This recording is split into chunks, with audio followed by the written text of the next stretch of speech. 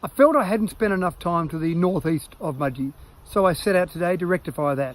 I jumped in my car here in Mudgee and I took off, and Crossroads was the first port of call. I just found someone's door to knock on in Crossroads and have a discussion with them.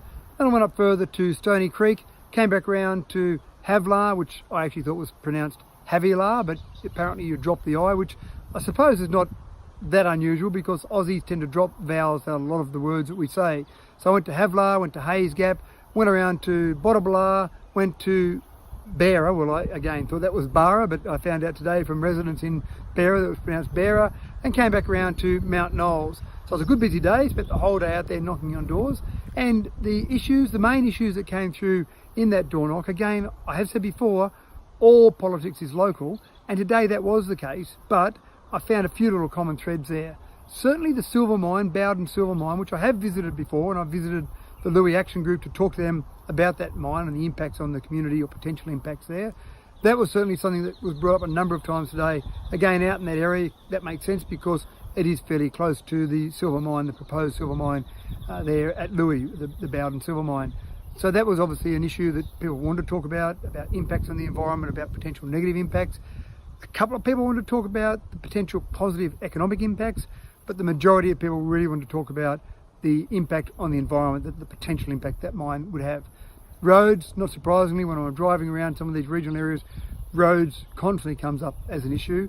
Off-farm income and different ways of generating income off the farm and generating income on the farm. Some people have talked about some different farming techniques, and again, I have explored that a little bit before, where some people seem to be able to farm in conditions that don't look that favourable, and other people really struggle. And I think there's a bit of learning, a bit of education I think we can do there to help some of those farmers out. Again, I'm not going to preach and start telling people I know how to farm. I don't know how to farm. I'm not a farmer. I never have been a farmer.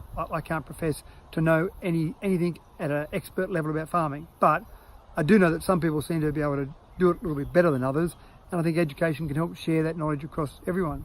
And I did meet an award-winning artist, so that wasn't something I expected to do when I knocked on a door in one particular location. So it is always a fascinating time when you go knocking on random doors and saying hello to people. Everyone gives you a bit of time, some people give you a lot of time, but people are very generous with their time. People are very accommodating, and I've joked about it often. Friends of mine say, you know, isn't it a bit scary going door knocking? I really love it. And I've had no one come out with a shotgun, no one set the dogs on me. I've really had no negative reactions. The most negative reaction I get is someone might only give me 5 minutes of their time rather than half an hour of their time. So it is a really positive experience, and you know, I get a bit of a buzz out of it. At the end of the day, I'm probably still on a bit of a high from all the fantastic conversations that I've had with people and all the great information they've given me. So thank you for that time from everyone today. It was a fantastic day today. Tomorrow I'm at the markets, so I'm at Wellington markets. I'll personally be at the Wellington markets, and then one of my volunteers will be at the Golgong markets. And I really like the market environment. It's a great chance for people to come along and talk to you in a fairly relaxed environment. So that'll be my day tomorrow. I look forward to seeing some people around the Wellington area tomorrow. And today, this has been Mathew Dickerson, your independent voice.